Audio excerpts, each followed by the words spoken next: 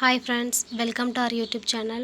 So இந்த video பதிவில் 2025 TNPSC group 4 exam வந்துட்டு இருக்குமா இருக்காதா அப்படிங்கிறத பற்றி தான் நான் சொல்ல போகிறேன். இது முழுக்க என்னோடய பாயிண்ட் ஆஃப் வியூ. ஸோ எனக்கு தெரிஞ்ச விஷயங்களை வந்துட்டு நான் ஷேர் பண்ணுறேன். ஸோ வீடியோ பிடிச்சிருந்துச்சு அப்படின்னா லைக் பண்ணுங்கள். நம்ம சேனலை நீங்கள் ஃபஸ்ட் டைம் பார்க்குறீங்க அப்படின்னா சப்ஸ்கிரைப் பண்ணிவிட்டு பாருங்கள். ஸோ அவங்களுக்கு தான் எந்த வீடியோ போட்டாலும் நோட்டிஃபிகேஷன் வரும். ஸோ நிறைய பேர் ஓஎம்ஆர் டீட்டெயில்ஸ் கேட்டிருந்தீங்க. இந்த மாதிரி நான் தப்பு பண்ணியிருக்கேன், ஸோ வேலிடேட் ஆகாதா அப்படின்னு சொல்லி கேட்டிருந்தீங்க. ஸோ எந்த மிஸ்டேக் பண்ணாலும் அதுக்கு வந்துட்டு நெகட்டிவ் மார்க் இருக்குங்க.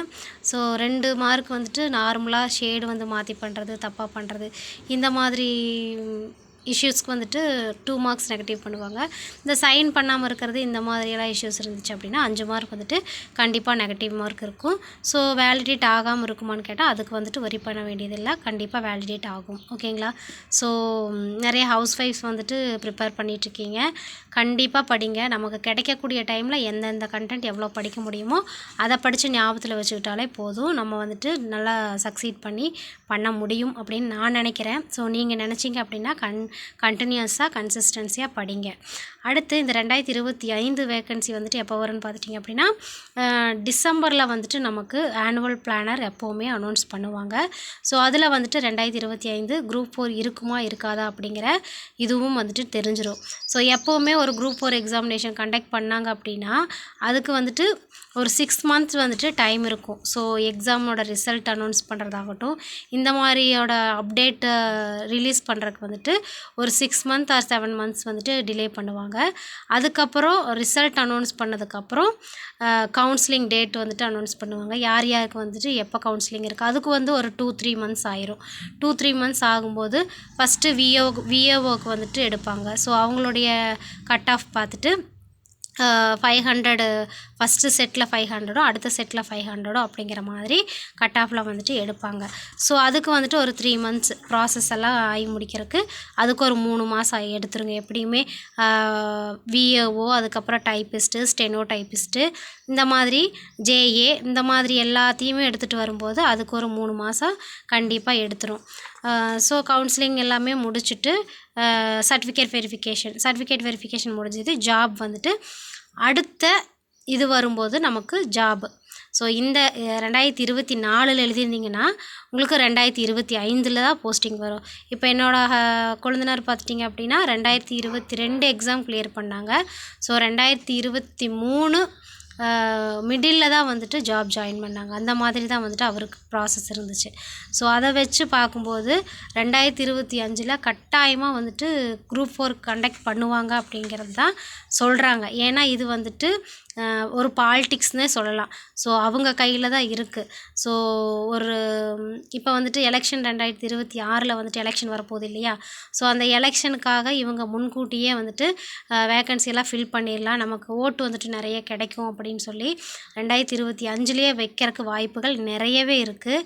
ஸோ எல்லாமே பாலிட்டிக்ஸ் தாங்க. கண்டிப்பாக வந்துட்டு 2025 வரும் அப்படிங்கிறதுல எந்த ஒரு டவுட்டும் கிடையாது. இன்கேஸ் அப்படியே 2025 வரல அப்படின்னா 2026 ஸ்டார்ட்டில் நமக்கு வந்துட்டு அப்டேட் கொடுத்துருவாங்க. 2026 25க்குள்ளே வரல அப்படின்னா 2026 என்ட்ரன்ஸ் ஜான்-ஃபெப்ரவரியே வந்துட்டு நமக்கு வந்துட்டு சொல்லிடுவாங்க, அனௌன்ஸ்மெண்ட் கொடுத்துருவாங்க. ஸோ எவ்வளோ வேக்கன்சி இருக்குது, நம்ம எடுக்க போகிறோமா இல்லையா அப்படிங்கிற டிஎன்பிஎஸ்சி குரூப் 4க்கான அப்டேட் நமக்கு கொடுத்துருவாங்க. ஸோ ஒரு குரூப் 4 அப்டேட் கொடுத்ததுக்கப்புறம் நம்ம உட்காந்து படிக்கிறதுக்கு பொதுவாக 2025 எக்ஸாம் நமக்கு கட்டாயம் வரும் அப்படின்னு தெரிஞ்சுட்டு இந்த கிடைக்கக்கூடிய டைமை வந்துட்டு நம்ம யூட்டிலைஸ் பண்ணணும். அப்படின்னா தான் 2026 2025 வேக்கன்சி குரூப் 4 எக்ஸாம் அனௌன்ஸ் பண்ணாலும் ஓகே, இல்லை 2026 ஸ்டார்டிங்கில் நமக்கு கொடுத்தாலும் அதுக்கு இடையில் பார்த்துட்டிங்க அப்படின்னா எக்ஸாமுக்கும் அப்டேட்டுக்கும் இடையில் பார்த்துட்டிங்கன்னா 3 மாதம் மட்டும்தான் நமக்கு எப்போவுமே கவர்மெண்ட் கொடுப்பாங்க. அந்த 3 மாதத்தில் எக்ஸாம் அனௌன்ஸ் பண்ணாங்க அப்படின்னா அடுத்த நம்ம எக்ஸாம் டேட் எப்போ வரும்னா 3 மந்த்ஸ்க்குள்ளே எக்ஸாம் டேட் வந்துடும். அந்த 3 மாதத்துக்குள்ளே உட்காந்து வந்துட்டு நம்ம எல்லாத்தையுமே ப்ரிப்பேர் பண்ண முடியுமான்னு கேட்டிங்கன்னா சாத்தியமே கிடையாது. ப்ரிப்பேர் பண்ணவே முடியாது அந்த 3 மாதத்துல. நிறைய பேர் சொல்லுவாங்க, நான் 2 மாதத்துல உட்காந்து படித்து எழுதினேன், 3 மாதத்துல உட்காந்து படித்து எழுதினேன் அப்படின்னு. இப்போ நடந்த குரூப் 2 எக்ஸாம் எவ்வளோ கடினமாக கேட்டிருந்தாங்க அப்படிங்கிறது எல்லாத்துக்குமே தெரியும். குரூப் 1 ஸ்டாண்டர்டில் கேட்டிருந்தாங்க. பட் குவாலிஃபிகேஷன் என்னமோ 10th SSLC ஸ்டாண்டர்ட் பொது தமிழ் அப்படி தான் கொடுத்துருந்தாங்க. பட் பார்த்தீங்க அப்படின்னா கொஷின்ஸ் எல்லாம் எந்த அளவுக்கு கேட்டிருந்தாங்க அப்படிங்கிறது தெரியும். ஸோ அப்போ எந்த அளவுக்கு படிக்கணும் அப்படின்னா, லாஸ்ட்டு குரூப் 4ல் வந்துட்டு லைட்டாக டச் பண்ணியிருந்தாங்க. இந்த சிறப்பு தமிழ் 11th 12th லைட்டாக தான் டச் பண்ணியிருந்தாங்க. பட் இந்த குரூப் 2வில் பார்த்துட்டிங்க அப்படின்னா பாதிக்கு பாதி 11th 12th சிறப்பு தமிழ் கொண்டு வந்துட்டாங்க.